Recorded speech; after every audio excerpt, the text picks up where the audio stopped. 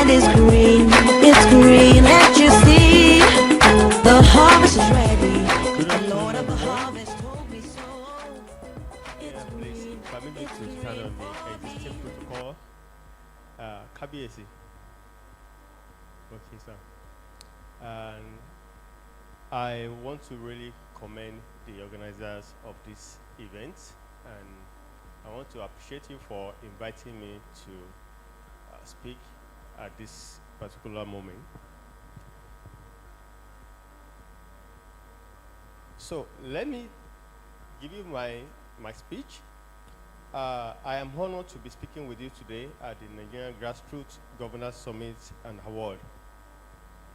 As we gather to discuss sustainable grassroots governance, I want to emphasize that this is not just a concept, but a necessity for a resilient democracy and progressive economy. We are living in a world where democracies are under intense pressure.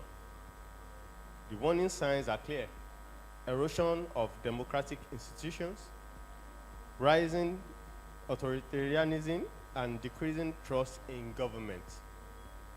But we must not lose hope. Instead, we must work together to build a resilient democracy that can withstand these challenges. Grassroots governance is the foundation upon which strong democracies are built. It ensures that the power is distributed equitably, that citizens are engaged, and that decision-making is inclusive and participatory. When governance is rooted in local communities, it becomes more responsive, accountable, and effective. To achieve sustainable grassroots governance, we must adhere to several key principles. Investment in human capital.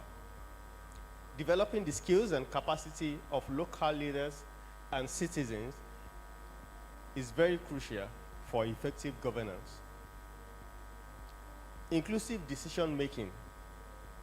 Ensuring that all stakeholders have a voice in decision-making process fosters legitimacy and trust. Transparency and accountability. Open governance and accountability mechanisms are essential for preventing corruption and ensuring that power is used responsibly. Then, community engagement. Encouraging active citizenship and community participation is very vital for building a sense of ownership and responsibility. Now, a call to action. As leaders, policymakers, and citizens, we have a collective responsibility to build sustainable grassroots governance. At first, we need to drive patriotism. We need to do it as if our life depends on it. And truly, our life depends on it. This should be the rally point of all our actions and inactions, all our interventions and our activities. Then we need to support local initiatives and empower our community leaders. I look forward to the local government that will produce the highest number of innovators with patents as a result of local government chairman initiatives. We need to strategically drive massive productivity in our communities. We need to also foster partnership between government, civil society, and private sectors. By leveraging on the resources within our local governments, is beyond collecting taxes. We can partner with corporate organizations to drive their CSR towards developing people, developing human capital. I can tell you that Nigeria has never been primed for greatness like we have it today. About 70% of our populations have been proven to be youth under 30. And this is more important than what we have under our feet, because the quality of what we have above the ground that we are standing is the human capital, which is enough to turn this country around.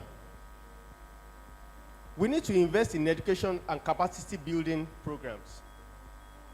My experience in technical and vocational educational training and education and training And what we do at AutoGig International Resources Limited has shown that our approach to education in Nigeria has to be redesigned. I look forward to a day where every citizen, even if you are a professor, you have a skill. I'm standing before you today as a PhD holder and as a mechanic. I practice in both spaces.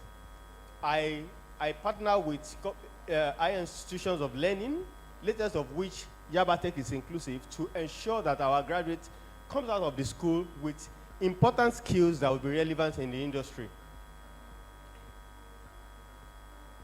Germany, China, Austria, through their dual TVET model, has achieved a record high productivity level through these initiatives. We need to promote transparency, accountability, inclusiveness for decision making. Each generation with different leadership approach. Like I said the other time, that about 70% of our population are youth. These youth of nowadays want to be led in a different way. They want transparency. They want accountability. They also want to be involved in the decision making. I would like to reiterate this to you today, that we have never been primed again to achieve greatness in a country in Africa like we are in Nigeria today. We need to leverage on our youth. It always baffles me when I need data about what is happening in my environment, and the only one I can lay my hands on are the one generated by foreign organizations. We need to deploy our youth in this kind of areas where we can assess our data and gather our data ourselves so that we can make sense of the local intelligence we also have around to be able to drive our economy and our society forward. I challenge us today.